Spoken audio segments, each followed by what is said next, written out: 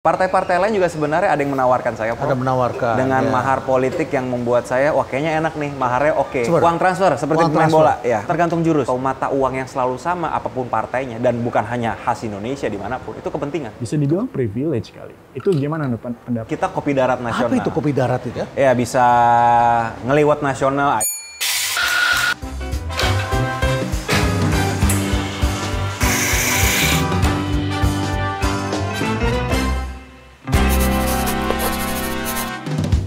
Selamat datang di Cafe Berisi, Rian. Selamat sore, Prof. Ini saya Ya. idola. Terima kasih. Idola dari saya dulu. Ya. Sebagai Thank you, orang Uda. UI, tiba-tiba saya melihat ini pakai baju kuning, saya pikir ini adalah anak UI ini. Kampus kuning.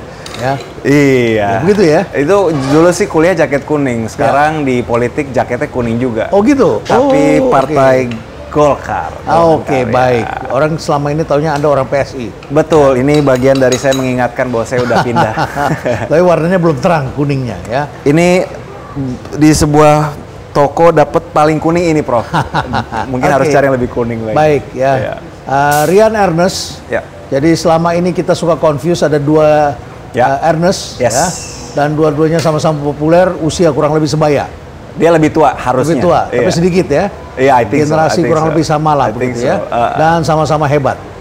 Luar biasa. Paling ya. nggak sama-sama suka ngoceh politik, jadi suka ketukar antara Rian Ernest sama Ernest Prakasa. Ya, dan Anda adalah Rian Ernest. Rian Ernest. Dan selama ini dikenal sebagai politisi.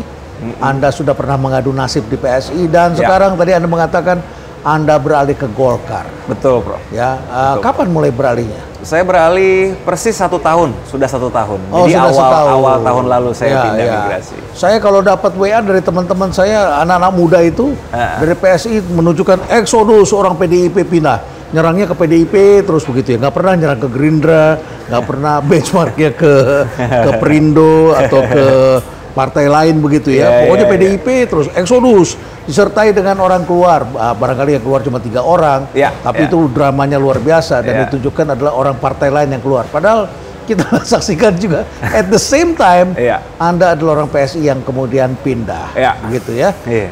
Ada opportunity lebih menarik barangkali? Secara structure dan secara organisasi jelas ya. Ya. Karena saya pernah di PSI selama 4-5 tahun, Ya. setiap organisasi ada plus minusnya. Ada plus minus ya pasti itu. Pasti, Ya. dan saya di dalam setidaknya setahun terakhir saya di PSI itu saya diminta oleh Ketua Umum Giring Ya. saat itu untuk Ya. membantu DPP. Jadi kita coba kerja sebisa kita, tapi pada akhirnya ada hal-hal yang menurut saya rasanya sulit untuk kita coba kembangkan bersama. Dan memang dari dulu saya, Prof, di hidup selalu punya plan A, plan B, plan C. Termasuk di politik sebenarnya saya ini plan A total, tapi saya selalu punya plan B, yaitu kembali ke sektor swasta. Nah, kembali ke partai ya, begitu PSI saya lihat ada kekurangan, memang saya dari dulu naksirnya Golkar. Oh. Nah, kenapa oke. Golkar? Kenapa Anda nasir Golkar? Karena Golkar tentu punya catatan di Orde Baru ya, kita Ya. tahu. Meskipun secara ekonomi luar biasa industrialisasi, tapi ada beberapa catatan ya soal keluarga cendana dan segala macam. Ya. Strukturnya luar biasa, ada di mana-mana. Dan isinya petarung semua, orang hebat semua. Isinya kan menteri, kepala daerah. Jadi saya yakin dengan di perahu yang sama, pasti ilmu politik saya akan bertambah. Berbeda dengan yang pemula semua di sana. Itu Prof yang dikatakan ngomong. begitu. Itu Prof yang ngomong. DNA-nya ini adalah DNA UMKM atau mikro barangkali, sedangkan ini adalah DNA-nya gajah begitu. Seperti itu. Saya pikir iya, karena memang juga berjalannya waktu kan. Ya. Golkar udah sampai level yang tanda kutip gajah gitu. Gajah ya, sedangkan ini masih usaha mikro ya, kurang lebih. Betul, seperti betul, itu, betul. ya. Dan saya pamitnya baik-baik, Prof. Jadi Baik-baik. saya sadar ini partai yang luar biasa, partai pertama PSI memberikan saya opportunity belajar dan merealisasikan idealisme politik saya. Ya. Jadi saya pamitnya juga baik-baik. Baik-baik. Saya pamit baik-baik. Yang benar ini. Kok Grace Natali sempat memberi statement bahwa keluarnya apa itu? Anda masih ingat gak dia ngomong apa itu? Dia sih nggak bilang itu ke saya, Ya. tapi memang beberapa hari sudah itu ada yang kurang murni atau tidak murni lah. Tidak murni disebut begitu ya? Iya, ya. Ya, Dan saya tabayun juga ke beliau. Ya. Langsung saya tabayun. Ini Ya. gimana? Beliau bilang itu wartawan lah yang salah-salah atau iseng-iseng gitu. Tapi apapun itu ya, pidato saya pamit dari PSI itu adalah draft yang sudah saya buat draftnya, dan saya minta ACC dari Grace Natali dan Jeffrey Giovanni. Oh, jadi sebelum Anda saya pamit. itu yang Anda sebut keluar baik-baik. Saya keluar baik-baik. Anda sampaikan secara baik-baik, no konflik. Betul, no drama. No drama. No drama. Tapi kemudian di media muncul drama. Iya, jadi ya saya nggak tahu ya, mungkin media lagi senang cari drama, I don't know, saya nggak tahu. Tapi sampai hari ini hubungan masih tetap baik karena pada saat saya di Golkar, Grace dan teman-teman di PSI kan kita sama-sama ngebela itu ya, Capres 02. Jadi kita masih ketemu dan masih bisa bercanda dengan santai. Masih bisa ketemu dengan santai. Oke, baik. Masih teman. Kemudian kita juga melihat PSI ini noise banyak sekali yang di-create ya. Selain ada Ade Armando yang ngomong soal Jogja, soal Sultan, kemudian juga ada lagi kejadian-kejadian dan begitu senang sekali melihat PDIP itu kalau orangnya keluar. Padahal orang PSI juga keluar dan menurut saya partai-partai keluar biasa saja. Dulu orang Golkar juga keluar mendirikan Nasdem, mendirikan Gerindra, mendirikan Hanura, mendirikan yang lain-lain. Supaya diperhatikan orang harus create noise begitu barangkali ya. Saya pikir to certain extent itu ada. Ya. Tinggal besar kecilnya aja yang saya harap mudah-mudahan itu kecil ya, bukan semakin besar.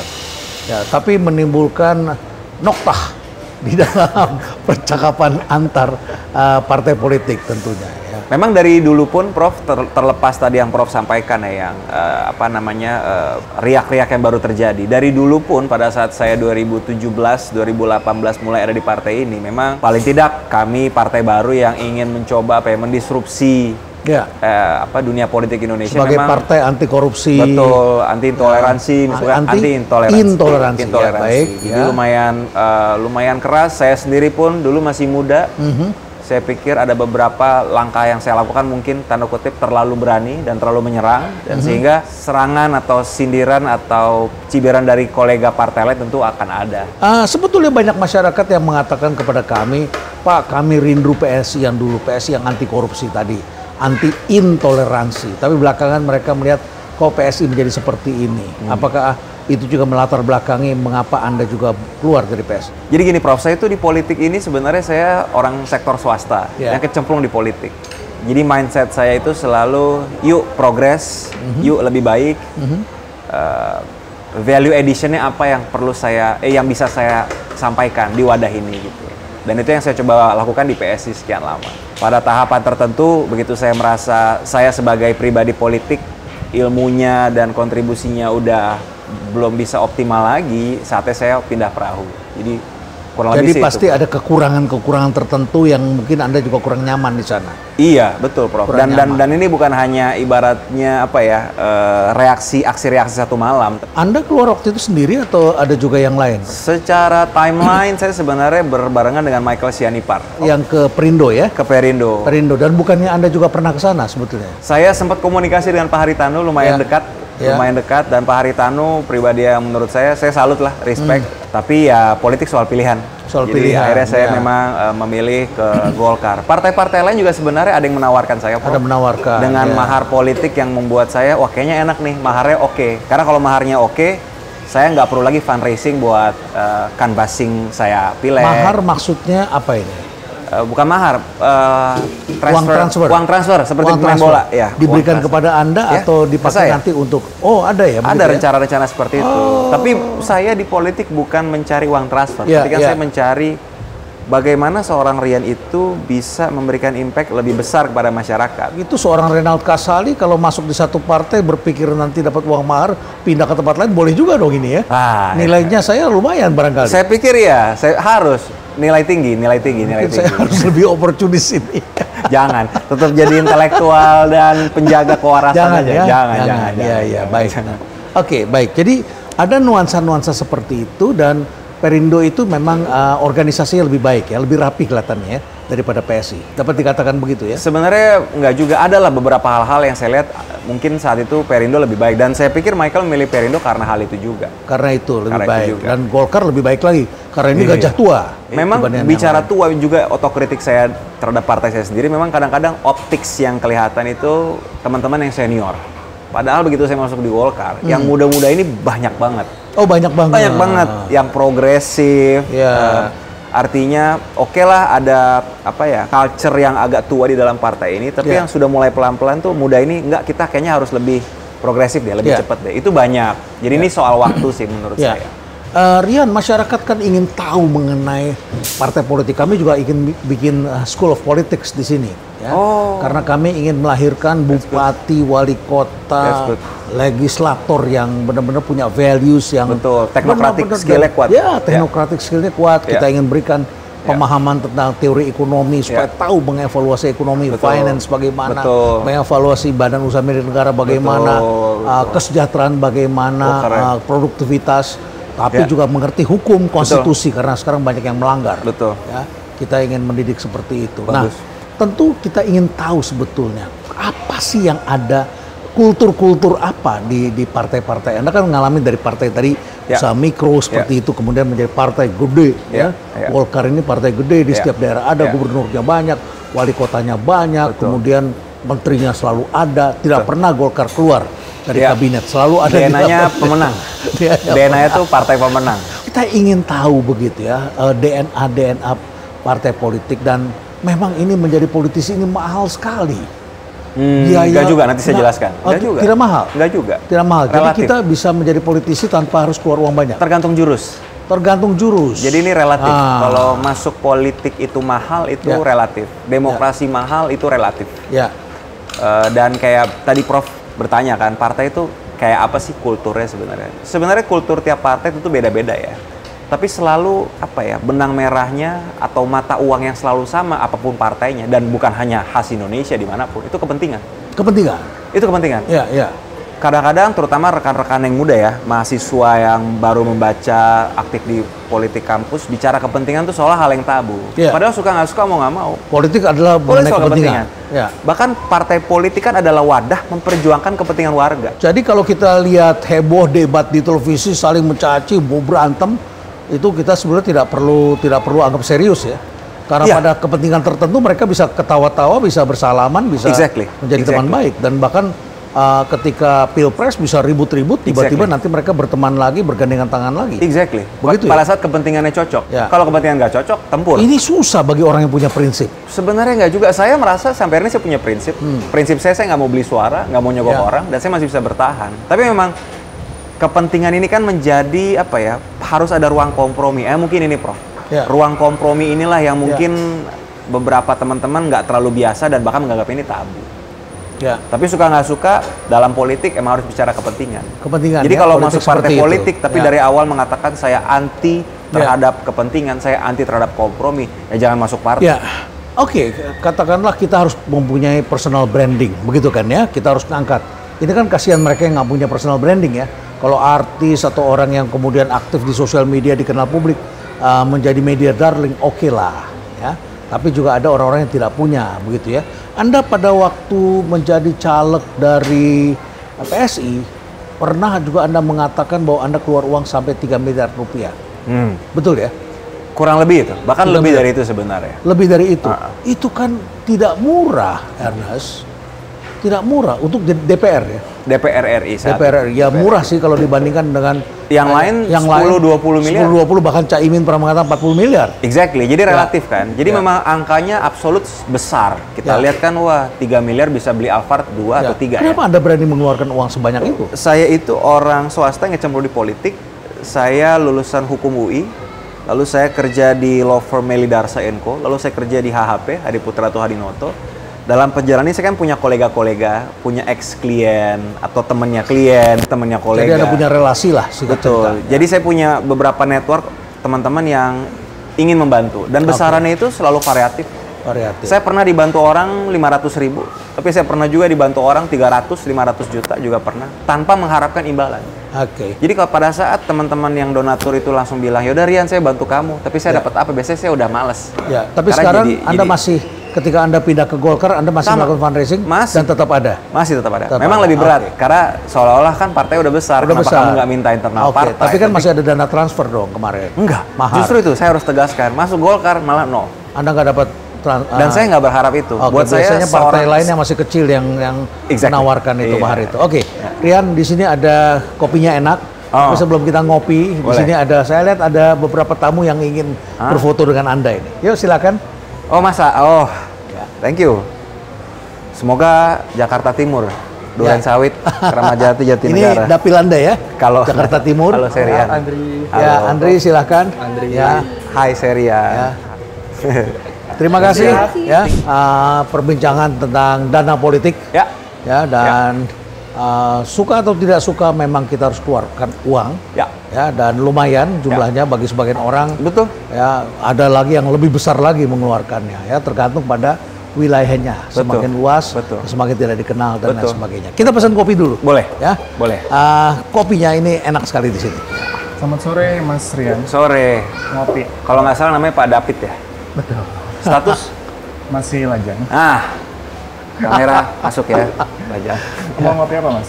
Yang paling laku apa di sini, Oh, Mas ada David? namanya kopi inspirasi. Ini banyak dipesan sama politisi juga soalnya. Oke, politisi modal dengkul nggak yang pesan itu? Oh, kayaknya anggarannya gede sih. Oh, ya udah nggak apa. Kita tetap kopi inspirasi ya. Kopi inspirasi. Boleh. Hot atau ice? Hot. Hot. Oke, Bapak? Saya minta Americano, Americano. kopi black coffee. Oke, black. Ya, black coffee ya. Baik. Empat? Ya, 2. Oke. Masih ngomongin politik. Ya, masih. Oke, soalnya emang lebih di Breezy Cafe lagi sering kedatangan politisi sih. Sering ya? Iya. Apapun partainya, apapun capresnya. Apapun capres. Oh, enggak. Oh, enggak? Kubu 02 kayaknya susah banget untuk Oh, gitu? Iya. Ya, Itu yang pertama ya? Capresnya Anda ini kelihatannya tidak ingin diajak debat, tidak ingin diajak diskusi, tidak ingin muncul kelihatannya. Nanti saya coba mungkin dilarang sampaikan di barangkali internal. ya. Coba dicolek. Mungkin dilarang, mungkin Dicolek di dibikin internal. lebih steril barangkali ya. Oh, saya nggak tahu. Saya juga masih kroco, Pak. Proven di Kubu 02. Ya, Boleh silakan kan ya. nanya-nanya ya? Mas? Boleh dong. Iya kan, saya ini lagi gampang nih Mas. Oke. Untuk milih yang mana ya gitu. Iya. Masing-masing kan punya plus minus. Pasti. Tapi belakangan saya mulai sebenarnya sempat optimis karena mungkin dengan mantan partainya Mas Rian dengan semangat anak muda. Tapi kemudian pas kejadian MK kemarin, kok rasanya gini ya gitu. Apakah itu justru malah menciderai image anak muda ke politik karena jalurnya tuh jalur bisa dibilang privilege kali. Itu gimana nih pendapat Mas Rian? Di sisi lain memang kalau ngelihat timing seolah-olah ini kan menguntungkan satu orang tertentu. Tapi di sisi lain sebenarnya berarti ada banyak kepala daerah muda se-Indonesia yang juga menjadi punya peluang untuk next election 2029. Jadi tergantung kita ngelihat.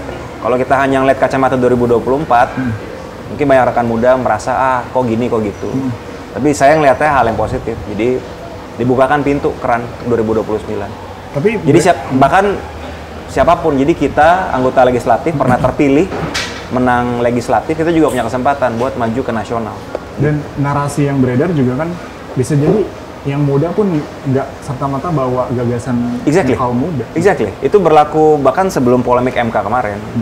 Saya dalam perjalanan politik saya yang baru 7-8 tahun, banyak kok ngelihat rekan-rekan muda yang sebenarnya ngikutin kultur-kultur politisi uzur yang juga kurang terhormat. Banyak. Jadi makanya saya kadang-kadang ngelihat it's not just about number atau age ya. Tapi emang ya lo progresif gak? Value lo apa? Kalau emang value lo di politik cuma nambah akses terhadap proyek dan financial gain, ya lo mau umur 20 tahun kayak buat gue sama aja bohong sih. Tapi itu banyak ya, Banyak. yang berpikir kayak begitu ya. Banyak, Prof. Ya, Banyak, kita banyak. pikir ini ongkos politik yang mahal, tapi setelah kita lihat kehidupannya kaya raya semua ya, bagus-bagus. Saya berpikir sudah selesai dengan hidupnya sehingga dia kaya jadi politisi. Tapi ada Exactly. juga yang sebelumnya enggak apa-apa, usahanya juga usaha kecil yang tidak populer, Exactly. tiba-tiba kemudian menjadi kaya raya setelah jadi politisi. Exactly. Jadi ini memang PR kita semua. Kalau sistem politik kita diisi oleh orang-orang yang terpanggil, punya kompetensi seperti Prof bilang, teknokratik skillnya tinggi, dan sudah selesai dengan dirinya, integritasnya bisa dipegang, wah Indonesia 2 election cycle bakal top. Tapi selama orang-orang yang punya kompetensi atau integritas itu nggak berani nyalek, nggak usah nyalek DPR dulu deh, DPRD dulu aja kabupaten kota yang area lebih kecil, budget juga lebih kecil, start from there. Kalau nggak kita akan terus kesel dengan situasi yang ada. Tapi menarik tadi statementnya Mas Rian, selesai dengan dirinya. Iya. Tapi kalau bicara anak muda, kan it's a long term buat mereka gitu. Masih banyak yang bisa mereka lakukan gitu. Iya banyak sih, tapi itu relatif juga. Kayak saya masuk politik pada saat saya pernah jadi guru Indonesia mengajar. Di situ saya tahu calling saya ini public sector. Jadi pada saat saya masuk public sector tuh I know ini bukan buat nyari duit, ini emang buat bikin impact untuk kasih service terbaik buat masyarakat. Dan saya dapat itu revelation di umur berapa? 34, 35, masih rada lumayan muda. Enggak, lebih dari itu, saya 87 itu. Umur saya 25 dong berarti. Dapat itu, lumayan muda. Dan banyak orang-orang muda yang sebenarnya tahu panggilan dia sebenarnya sektor publik, panggilan dia politik. Tinggal konsisten aja, ujiannya emang ujian istiqomah. Karena Prof, kalau dari dalam, nggak ada yang ngawasin, yang nakal-nakal juga banyak, gampang ketularan. Jadi memang ujian integritas. Integritas yang lagi jarang. Mas Rian sendiri udah selesai dengan misi-misi yang lain selain di politik? Selesai, yang pasti sih masuk politik tahu tujuannya emang buat serving orang. Bahwa saya selesai dengan diri saya, ya enggak juga ya. Saya masih terus belajar, masih terus fokus sama anak gitu ya. Tapi paling enggak ya, saya bukan mau nyari pride, nyari ego gitu. Enggak lah. Kalau nyari pride ego ya kita balik ke law firm aja, bikin law firm sebesar mungkin, segemuk mungkin, sekaya mungkin. Oke, menarik. Kan udah pindah nih dari yang merah PSI ke Golkar. Apa yang berbeda? Cara pikir apa yang berbeda dari yang dulu mungkin masih menggebu-gebu kali ya? Saya di PSI sama sekarang ketika sudah di Golkar dan dengan misi yang baru gitu. Kalau sekarang saya lebih ngelihat Rian itu dulu mungkin sprinter, disruptor dalam arti nggak bener lo pukul, nggak bener lo pukul. Kalau sekarang I think I'm a marathon runner. Saya nggak hadir untuk mengatakan kamu salah, saya benar, tapi ya lo mau ngaco, lo ngaco aja. Gue sih tetap begini. Dengan sikap-sikap seperti itu pun mungkin akan dicap tertentu oleh teman-teman sekolega. Tapi buat saya itu price to pay and it's fine. It's okay. Mas, silakan dicoba dulu kopi inspirasi. Ini kopi inspirasi. Kopi inspirasi. Yang biasa diminum politisi ya. Yes. Prof, kalau mau jadi politisi berarti pesen kopi inspirasi dulu. Jadi kalau Prof Renal udah pesenin ini kode buat teman-teman Rumah Perubahan, berarti udah mau nyalek. Bukan nyalek lah, langsung wapres atau presiden lah, Prof. Sorry. Setiap orang sudah diberkahi dengan talentanya masing-masing. Dan kita jangan mencoba mengubah takdir. Kalau sudah Tuhan berikan kenikmatan. Agree. Lebih baik kita memberikan kontribusi yang lebih bermakna sesuai dengan panggilan kita. Barangkali seperti itu. Setuju, Prof. Cocok ya, Mas?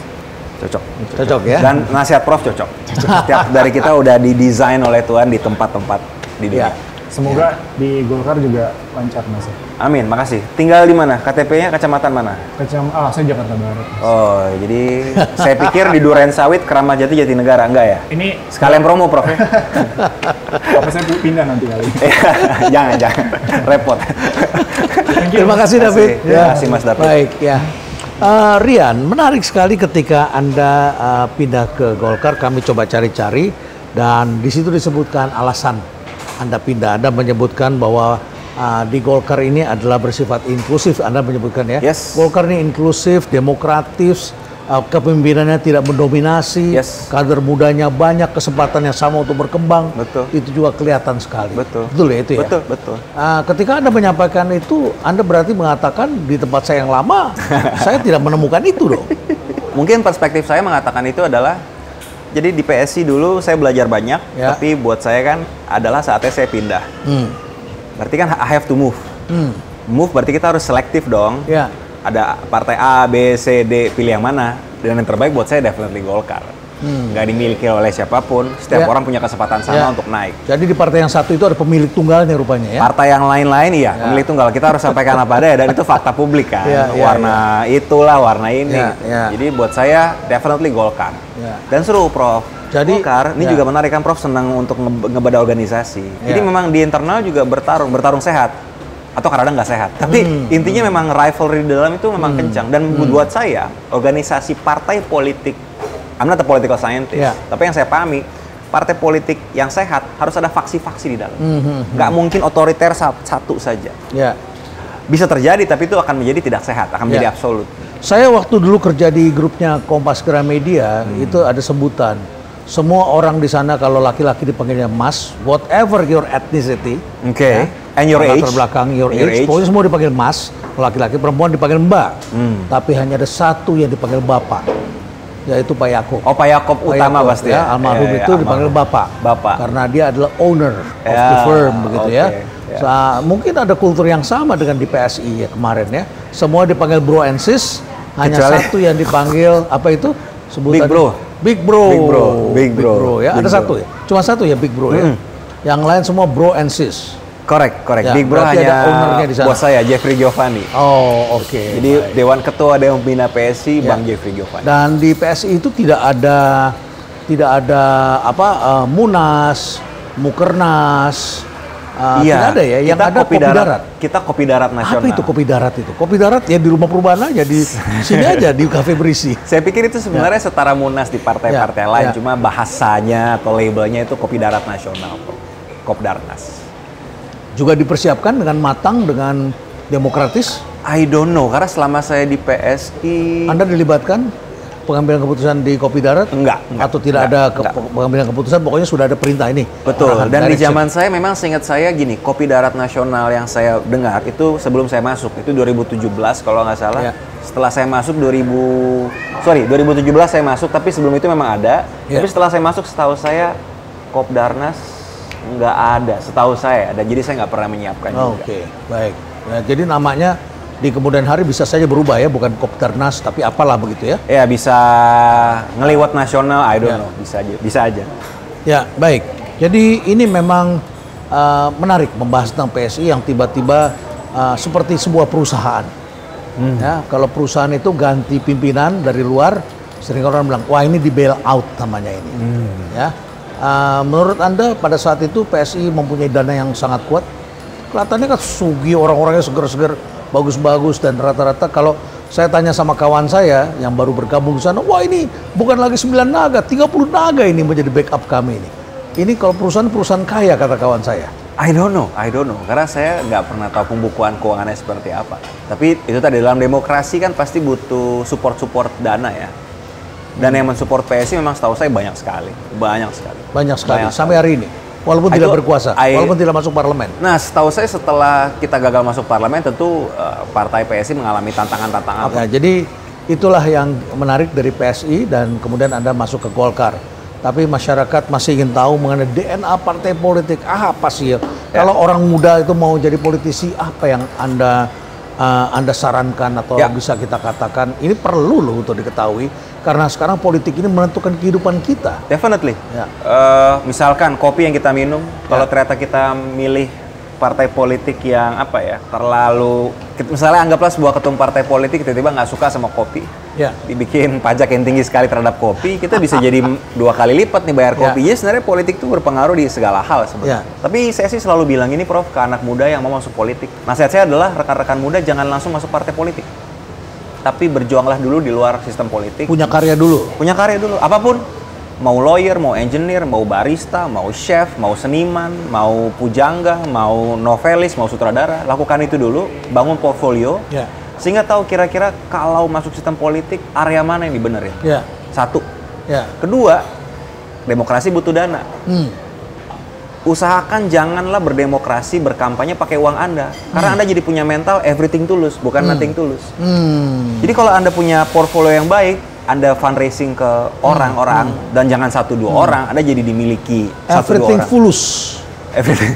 Anda fulus atau tulus? Harus tulus. Oh, harus tulus. Tapi memang demokrasi butuh fulus. Baik, kayak saya, Prof, di pertarungan saya kali ini untuk DPRD Jakarta Timur ya, Duren Sawit, Keramajati, Jatinegara, donatur saya tuh hampir 40 orang. 40 orang. Jadi saya nggak mungkin dimiliki 1 orang. Jadi itu saya bisa begini karena saya punya portfolio. Saya bisa bilang kan, saya pernah kerja di law firm, saya melakukan project-project dan deal ini, artinya saya punya skill set yang cukup oke lah. Bukan hebat, tapi cukup oke. Jadi saya bukan orang yang tanda kutip nggak tahu mau ngapain, lalu saya nyemplung politik untuk cari duit. Itu menjadi penting. Rian Ernest, terima kasih. Terima kasih, Prof. Sudah mampir di Cafe Berisi. Keren. Ini adalah tempat yang memang Asik. kami desain untuk menikmati suasana hutan. Ya? Betul, di tengah Jakarta. Tengah Jakarta, forest bath, agar kita digital detox ya. Betul. Orang tua bisa mengajarkan rasa kepada anak-anaknya. Betul. Nah, barangkali tadi bisa dirasakan kita merasa sejuk karena pohon-pohon ini memberikan vitamin side kepada kita. Dan Luar bahkan biasa. saya ingin Rian melihat ke sana. Itu adalah pantry kami, dapur kami. Di tengah-tengah itu ada pohon. Betul. Yang tidak saya tebang ketika saya diberitahu oleh tukang bangunan, Pak, ini harus ditebang. bisbul, apa? Bisbul. Ya, bisbul, pohon Oke. bisbul. Saya mengatakan kalau Anda memaksa saya untuk menebang pohon ini, saya memilih untuk memindahkan pantry-nya, bukan menebang pohon. Dan akhirnya solusinya adalah pohonnya menembus ke atas. Keren, out of the box. Ya, jadi arsitek kami pun pernah, saya pernah menggunakan kawan-kawan saya sebagai arsitek, dia selalu ingat betul saya paling anti menebang pohon. That's good, respect. Kita harus menyayangi pohon. Yeah. Jangan sampai sekarang kita hidup dalam bangunan-bangunan tinggi, ya, dan indoor activity. Betul. Tapi ketika bangunannya tambah tinggi, pohonnya tambah kecil. Ngeri. Kita hanya nanam pohon yang segini-segini. Aduh, ya. betul, Jadi mudah-mudahan kita bisa merawat pohon. Pesan saya, kalau Anda di Jakarta dan terpilih, jaga pohon di Jakarta, jangan lagi ditebang. Setuju. Terima kasih Rian. Makasih, dan Prof. Renal Kasari. stay relevant. Thank you.